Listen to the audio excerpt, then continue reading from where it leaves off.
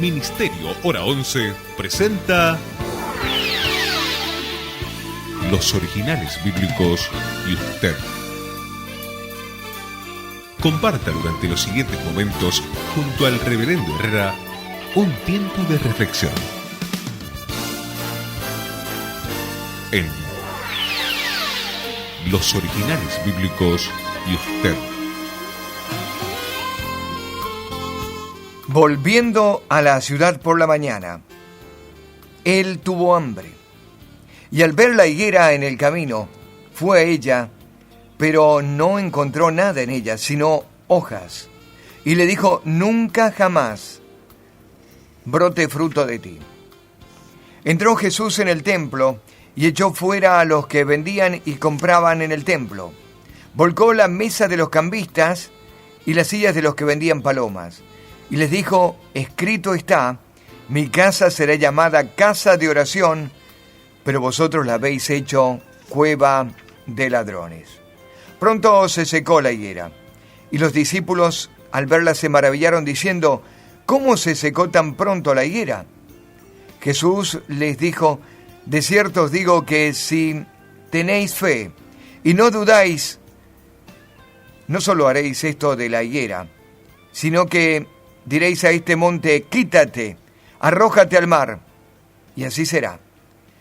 Todo lo que pidáis en oración, creyendo, lo recibiréis. Estamos en Mateo, capítulo 21, versículo 18, versículo 19. Luego nuestra lectura fue al versículo 12, versículo 13 y finalmente del 20 al 22. Mi nombre, Rubén Herrera. Busque lápiz y papel. Durante los próximos minutos hasta la hora hacemos Los Originales Bíblicos y usted. Estamos compartiendo Los Originales Bíblicos y usted.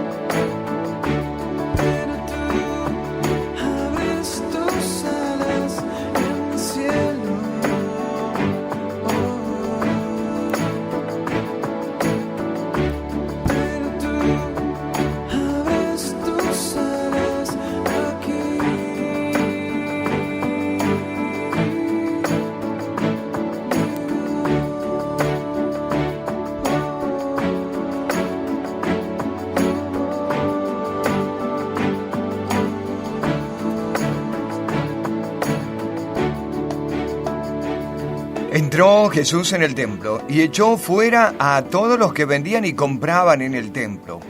Volcó la mesa de los cambistas y las sillas de los que vendían palomas. Les dijo: escrito está, mi casa será llamada casa de oración, pero vosotros la habéis hecho cueva de ladrones. Hemos estado hablando antes de la higuera en el camino.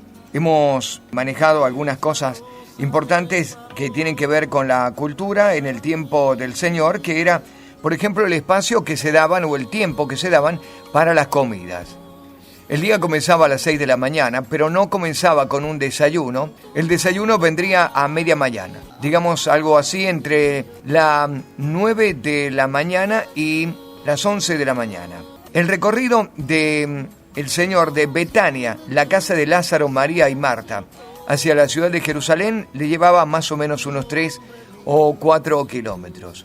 El fresco de la mañana, la caminata, el subir y bajar por los senderos hasta llegar a la ciudad le habría traído hambre.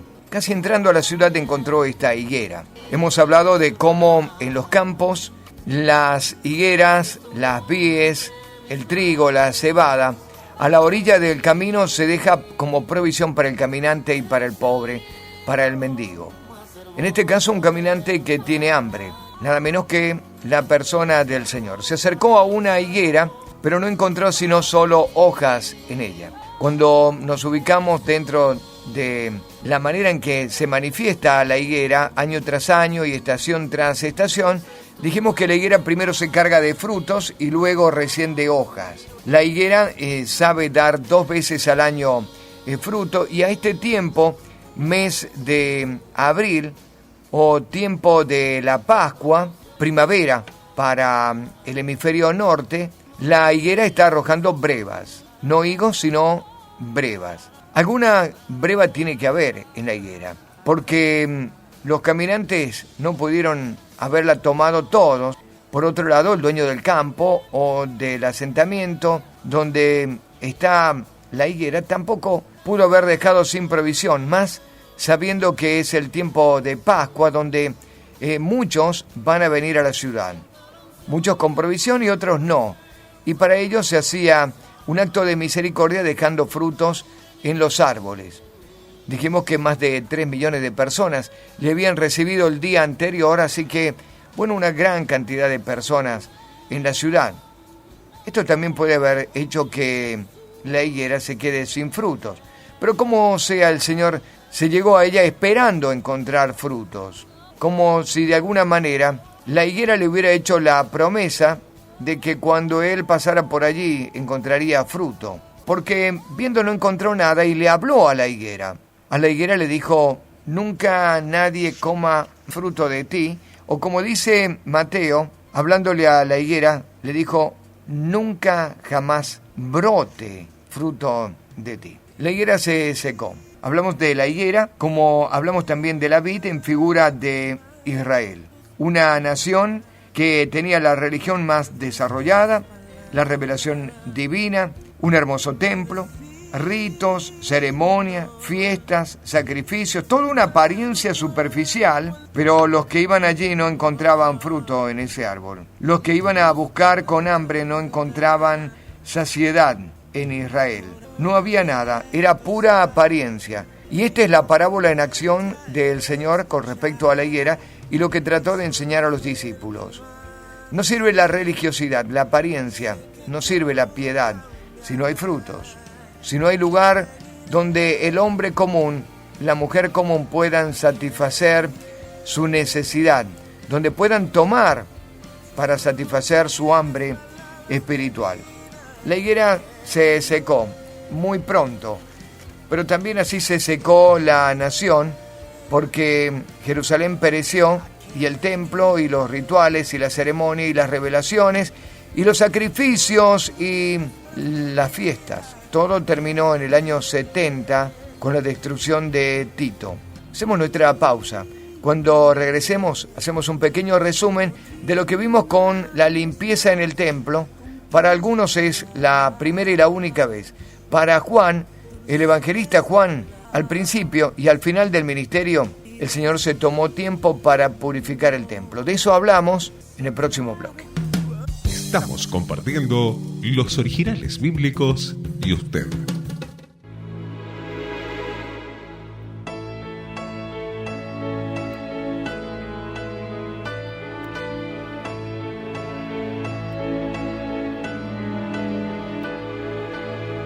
Voy caminando y me atrevo a creer que sin saberlo yo creía conocer. Seguí sus pasos como un barco de papel. Fui naufragando sin siquiera entender su amor, su amor en mí. Te aparté y con mis fuerzas yo luché. A la distancia se hundía mi querer. Ayer te vi, hoy no sé si estás aquí. Qué necio fui, que poco entendí tu amor,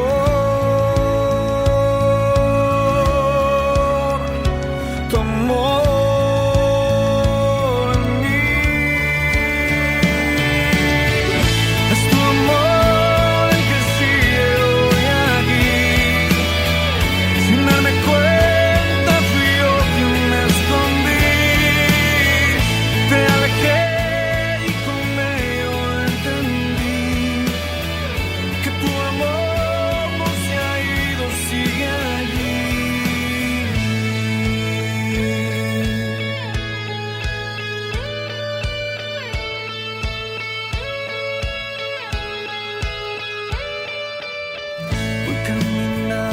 Paso a paso seguiré. Cuando me canse a tus brazos llegaré. Me confundo, sé que solo moriré. Por eso vengo a rendirme otra vez a tu amor, tu amor.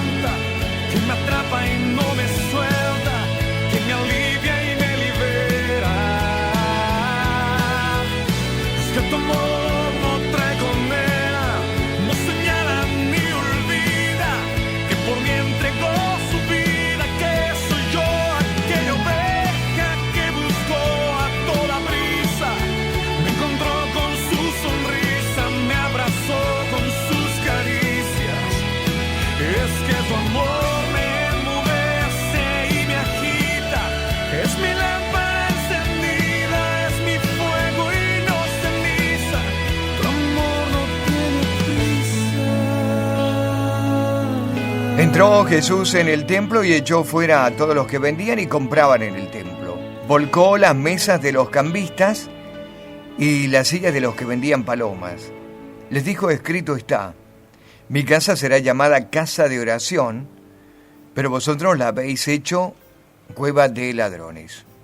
Estamos en Mateo, capítulo 21, verso 12 y versículo 13. Hemos cambiado un poquito el orden, y usted se habrá dado cuenta en la lectura, porque hemos ido primero a la maldición de la higuera y luego hemos ido a la purificación del templo. Esto obedece a que el orden cronológico correcto es este: primero el versículo 18 y 19 y luego los versículos 12 y 13. Así lo muestra Marcos, el primero de los evangelios, y luego también lo va a afirmar Lucas. Por lo tanto, Mateo va a nos va a permitir a nosotros este cambio, porque se ajusta mucho más a lo que pasó el día lunes. Ya hemos visto lo que pasó el día domingo, la entrada triunfal, la sanidad en el templo, la aclamación de los niños, la adoración recibida y dada por los niños. Cuando entramos al día lunes, encontramos a esta higuera en medio del camino y de eso estuvimos hablando en el bloque anterior. Ahora nos vamos a ir directamente a la purificación del templo, porque tan pronto como el Señor dejó este incidente con la higuera, se va a dirigir al templo. Y allí entrando en el templo, dice el versículo 12, echó fuera a todos los que vendían y compraban en el templo. Volcó las mesas de los cambistas y las sillas de los que vendían las palomas.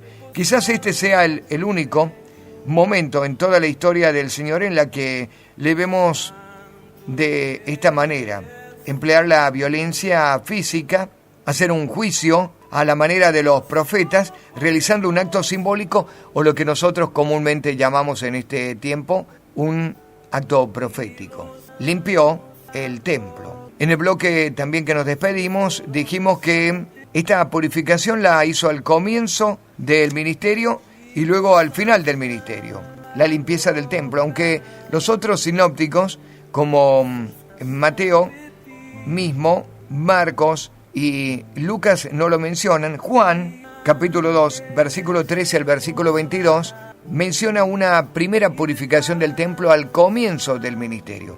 Pero eso vamos a hablar un poquito más adelante. ¿Qué vimos acerca de la purificación? Bueno, dijimos que el Señor nunca entró en el lugar santo, o conocido como Naos, en el original, Naos, porque este es un lugar reservado para sacerdotes. Sí estuvo en el lugar del templo y donde hizo la purificación llamado Hierón, o el patio de los gentiles. Allí es donde estaban la mesa de los cambistas, donde estaban las ventas de las ovejas para el sacrificio, donde estaban también las ventas de las palomas. Sabemos que por los viajes, por las distancias, los que venían al templo les sería muy dificultoso traer una oveja apta para el sacrificio. Es más, los sacerdotes eran quienes iban a dar el veredicto final, si una oveja era apta o no para el sacrificio. El sumo sacerdote, especialmente con la oveja que iba a ser para el sacrificio de la expiación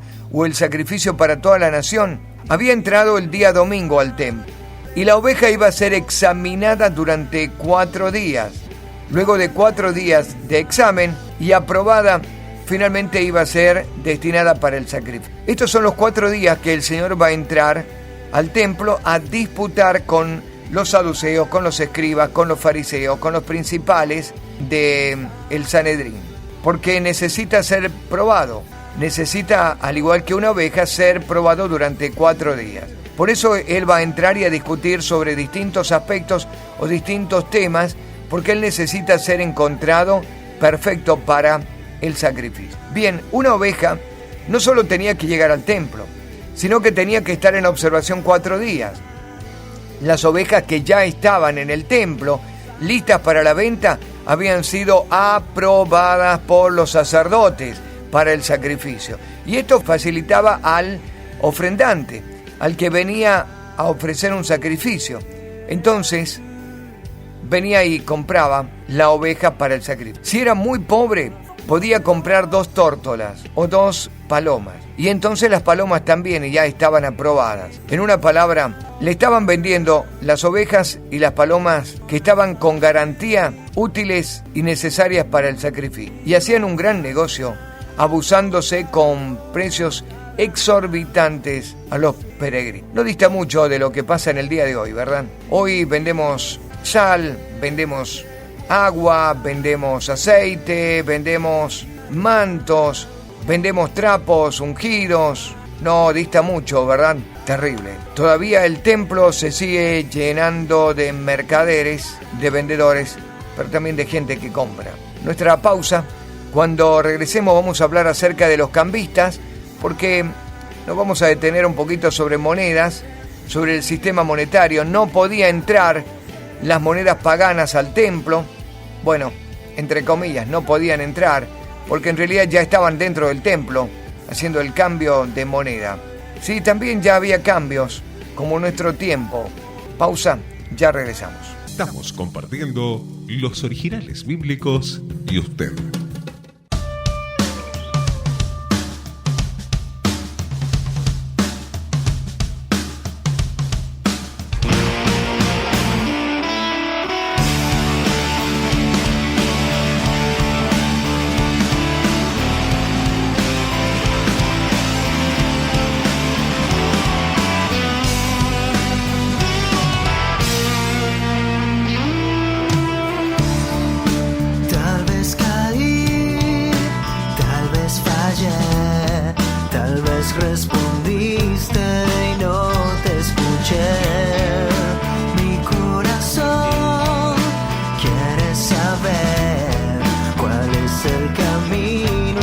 tengo que hacer para llegar a tu corazón? Dime por favor, ¿qué puedo hacer para escuchar tu voz en esta tormenta sin respuesta? ¿Qué puedo hacer?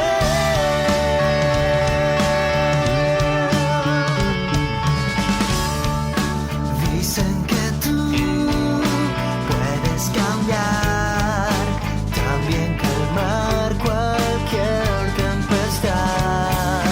Me acerco a ti, ven, cámbiame. Quiero escucharte, quiero saber cómo llegar a tu corazón. Si eres lo mejor, ¿qué puedo hacer para escuchar tu voz en esta tormenta sin respuesta? ¿Qué puedo hacer para hacer tu voluntad cuando no hay respuesta? Oh, ¿qué puedo hacer?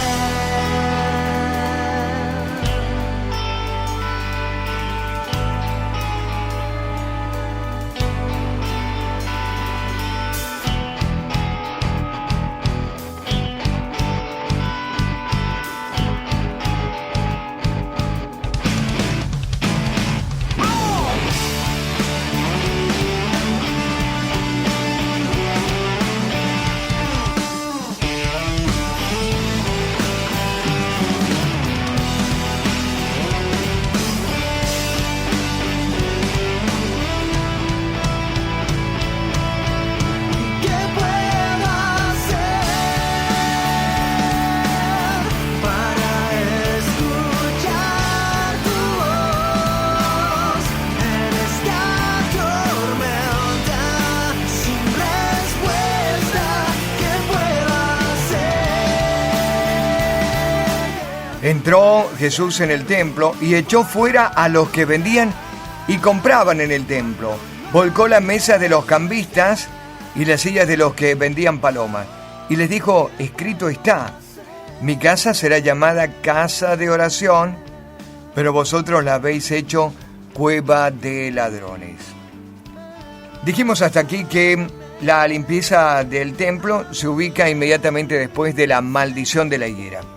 Es el día lunes el que estamos viendo. El Señor no entró en el templo, propiamente dicho, al que nosotros consideramos como el lugar santo, mucho menos al lugar santísimo, sino que entró al patio de los gentiles. El lugar santo es conocido en el original como Naos.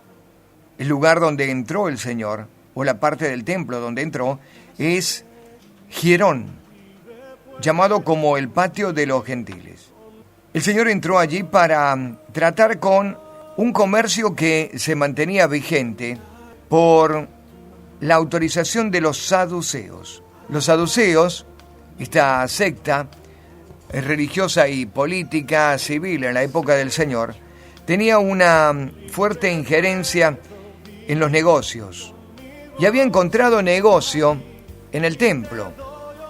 Se vendían las palomas, se vendían los animales, las ovejas para el sacrificio, y también se hacían cambios de moneda. Los negocios consistían en estas prácticas que tenían el propósito, para ellos al menos el propósito santo, entre comillas, de facilitar los sacrificios para los que venían de lejos. Necesitaban un animal, lo tenían allí y ya estaba probado. Era un animal supervisado ya por los sacerdotes, por los levitas, apto para el sacrificio. Necesitaban un par de palomas, ya estaban allí dispuestas, listas para ser sometidas al sacrificio. Por supuesto usaban un criterio muy ambicioso para cobrar lo que los animales en realidad valían. mucho más de lo que lo podían encontrar ellos en Belén o en el lugar donde pudieran encontrar animales aptos. Lo otro de negocio que se veía ahí era el cambio de monedas. Se cambiaban las monedas romanas y griegas a monedas hebreas. No iba a entrar en el templo ninguna cosa pagana, nada que tuviera imagen, nada que fuera un objeto de idolatría. En esto eran muy celosos, pero habían hecho también un negocio de ese celo. ¿En qué manera? Bueno, vamos a verlo. Cuando el Señor en una oportunidad, y lo vamos a ver más adelante, mientras corre esta última semana de Él, le preguntaron acerca de si era lícito dar a César o no el tributo, el pago de los impuestos, el Señor pidió un denario. Augusto estaba inscripto sobre uno de los lados de la moneda. Estaba acuñada la cara de César. Él, tomando el denario en su mano, dijo: ¿quién es este? Le dijeron: es César. Entonces él dijo: dad a César lo que es de César y a Dios lo que es de Dios. Las monedas en el tiempo del Señor, las monedas romanas y las monedas griegas, estaban acuñando la cara de César o, en su defecto, la cara del gobernador o la cara del rey, el rey alquilado que tenía el imperio romano. También lo que se acuñaba en ella, cetros, figuras paganas o instrumentos de adoración pagana de la Roma pagana. De manera que en el templo, en los tesoros del templo, nunca tendría que entrar una moneda de esas características. Las monedas en el tiempo del Señor, entonces, eran acuñadas con imágenes del emperador. Para el caso del tiempo del Señor estaba Octavio Augusto y luego Tiberio, y las acuñaciones de las monedas de alto valor que se hacían en Roma y también contenían la figura de algunos instrumentos de rito y de adoración pagana. Algunas imágenes de divinidades, algunas copas, algunos elementos del sacrificio, pero el sacrificio pagano. Las monedas que tenían que cambiarse en el templo eran monedas de origen romano, como por ejemplo la áureo. Era la moneda más alta, estaba hecha en oro y equivalía a 25 denarios o a 400 haces. 25 denarios sería la paga mensual. Para que usted tenga una idea, un denario es el valor de un jornal, de un día de trabajo. Así que un áureo o esta moneda representaba el pago mensual, la mensualidad. Luego venía el quinario de oro, que era equivalente a medio áureo de oro, es decir, 12 denarios o medio mes. Luego venía el denario, era la moneda oficial del Imperio Romano, estaba hecha en plata, es la réplica de la antigua dracma griega. En la época de Jesús valía 16 haces, empezó valiendo 10 haces y de allí la palabra denario, pero en la época de Jesús ya se había devaluado a 16 haces. Como vemos, no han cambiado mucho los tiempos. Cuando vemos que nuestro peso se devalúa, bueno, también en el tiempo del Señor el denario se había devaluado y ya valía 16 haces. Tenía en una de sus caras el busto del emperador y por el otro solía tener motivos religiosos como el litum o el cayado de los augures, y también tenía vasos ceremoniales. Luego venía el quinario de plata, también equivalía a 8 haces. Luego el sestercio equivalía a 4 haces o la cuarta parte de un denario. Luego el dupondio, que equivalía a la octava parte del denario, y el as, que equivalía luego a 2 denarios, a 2 partes de haces, de un denario. Y así podemos seguir con las monedas, como hablando del dupondio, que equivalía a 2 haces, el as a 1 as, el semis a medio as y el cuadrante, que equivalía a la cuarta parte de 1 as. ¿Recuerdan ustedes en el Evangelio a la mujer pobre dio el equivalente a la cuarta parte de un as, prácticamente una miseria. Yo creo que 1 centavo tenía mucho más valor que esta moneda. Pero cuando la mujer entregó, el Señor estimó su ofrenda como valiosa porque era lo único que tenía. De su pobreza dio todo lo que tenía, no se quedó con absolutamente nada. Nos vamos a la pausa. Cuando regresemos vamos a hablar de las monedas que entraban en el templo, de aquellas que eran de origen hebreo, de aquellas que estaban en el templo y que se cambiaban por monedas griegas o romanas como la que hemos estado considerando. Ya volvemos en Originales Bíblicos y usted. Estamos compartiendo los originales bíblicos y usted.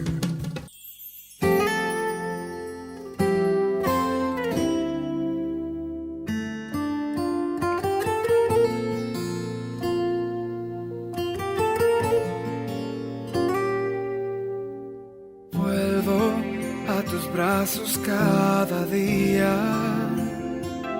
pues ya no tengo otro lugar a donde ir.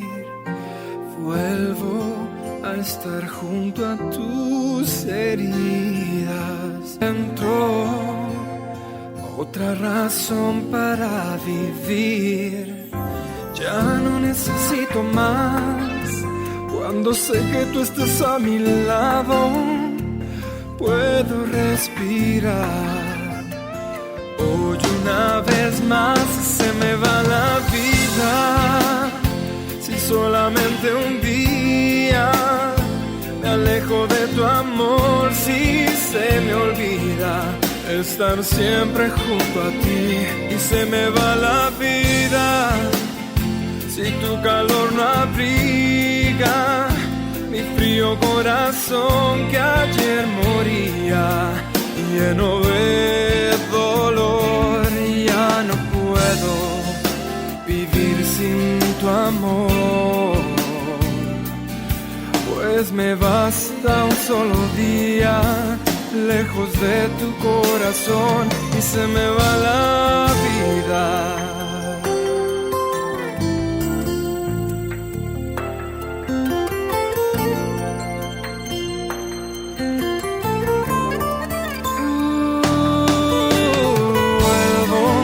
Esa soledad del alma, donde no hay nada que se interponga entre tú y yo.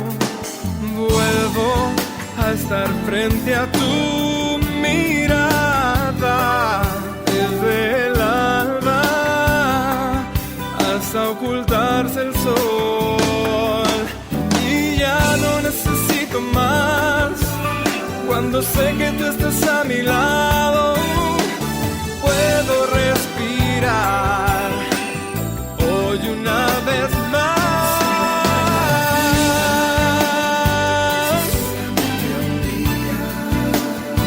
me alejo de tu amor, si se me olvida estar siempre junto a ti y se me va la vida. Si tu calor no mi frío corazón que ayer moría, lleno de dolor, ya no puedo vivir sin tu amor, pues me basta un solo día. Entró Jesús en el templo y echó fuera a todos los que vendían y compraban en el templo. Volcó la mesa de los cambistas y la silla de los que vendían palomas, y les dijo: escrito está, mi casa será llamada casa de oración, pero vosotros la habéis hecho cueva de ladrón.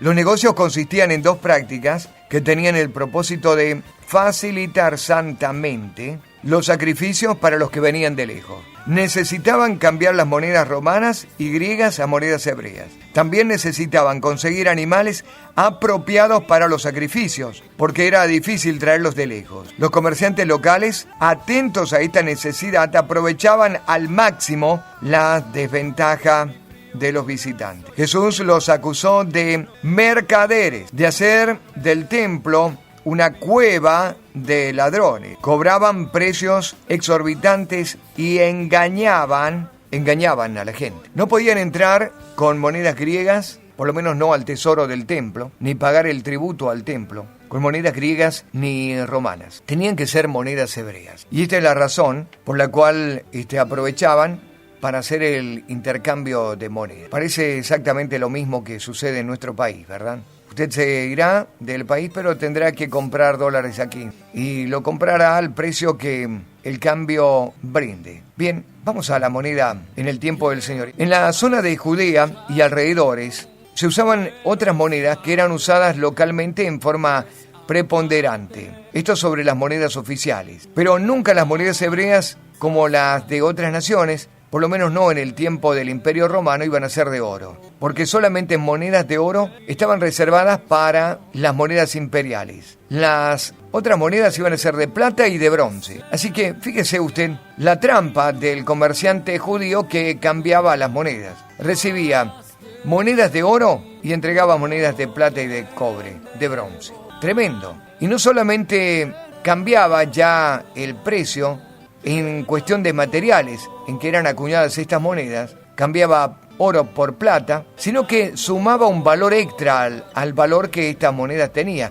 Es decir, devaluaba el valor de la moneda recibida y entregaba una moneda mucho más barata a un precio mucho más caro. Entre las monedas hebreas que aparecerían en el templo y en el tesoro del templo estaba el siclo de Tiro.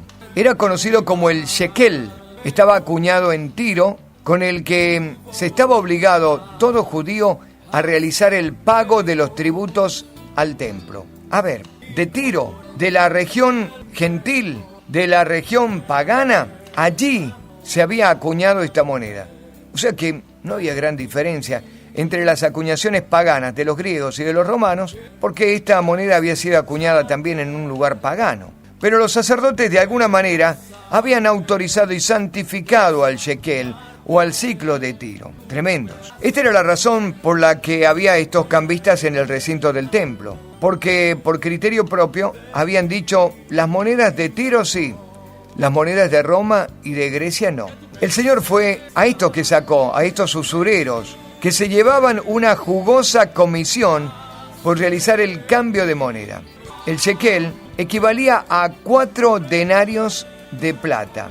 4 días de trabajo era el pago para el impuesto del templo. Se daban 4 días de trabajo en el año para la mantención del templo. Las famosas 30 monedas que se pagó a Judas por su traición eran estos ciclos, es decir, 120 días de trabajo, o el equivalente a 4 meses de trabajo en un año. Esto es lo que se le dio a Judas por traicionar a Jesús. ¿Puede creerlo?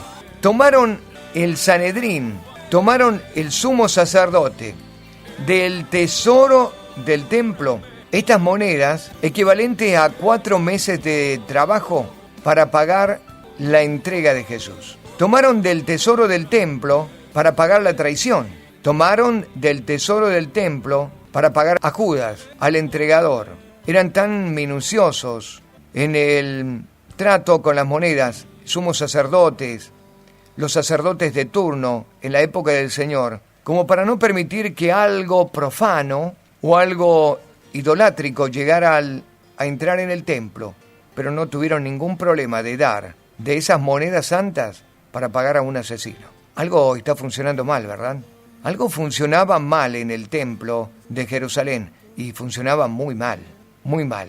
Las monedas pasaron a ser, las recibidas por Judas, el precio de la sangre de Jesús, y cuando se compró el terreno, el campo, se le llamó el terreno de sangre, porque era un precio pagado por traición, algo impropio, algo que nunca se debió hacer, y mucho menos tomando del tesoro del templo.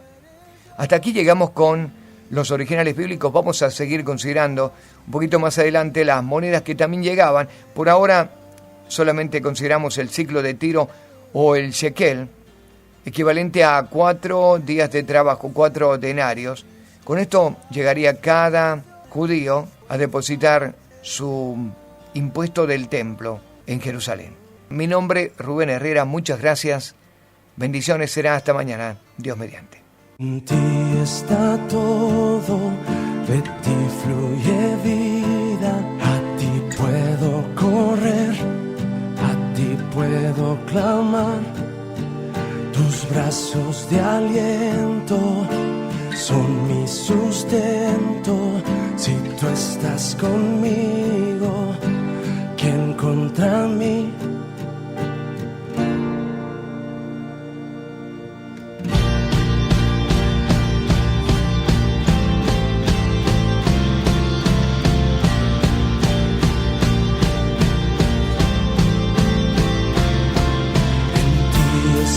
Todo, de ti fluye vida, a ti puedo correr, a ti puedo clamar.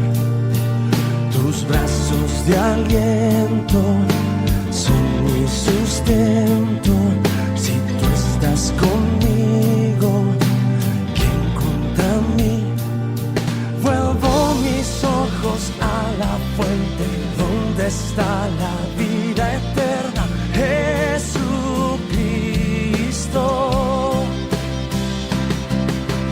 Eres Salvador, Hijo de Dios. Sanas mis heridas, me liberas con tu amor. Eres Salvador, Hijo de Dios. Sanas mis heridas, me liberas con tu amor.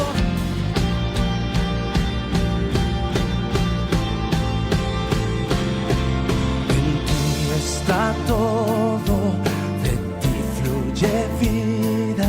A ti puedo correr, a ti puedo clamar. Tus brazos de aliento son mi sustento. Si tú estás conmigo, ¿quién contra mí? Vuelvo mis ojos a la fuente donde está la vida eterna, Jesucristo.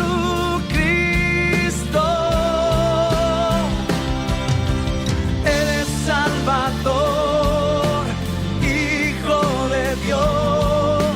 Sanas mis heridas, me liberas con tu amor. Eres Salvador, Hijo de Dios. Sanas mis heridas, me liberas con tu amor.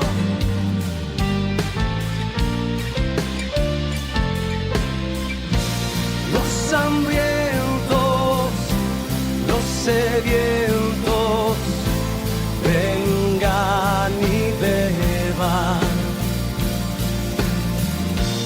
de la fuente de la vida, Jesús.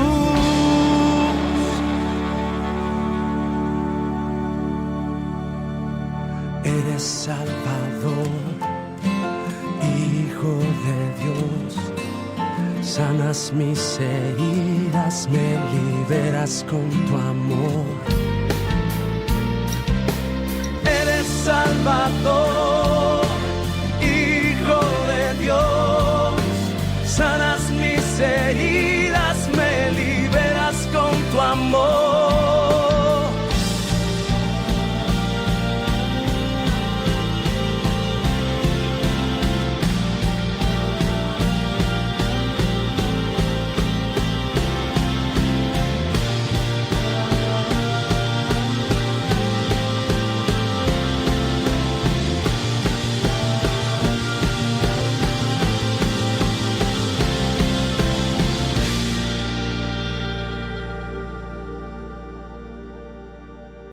Ministerio Hora 11 presentó Los Originales Bíblicos y usted.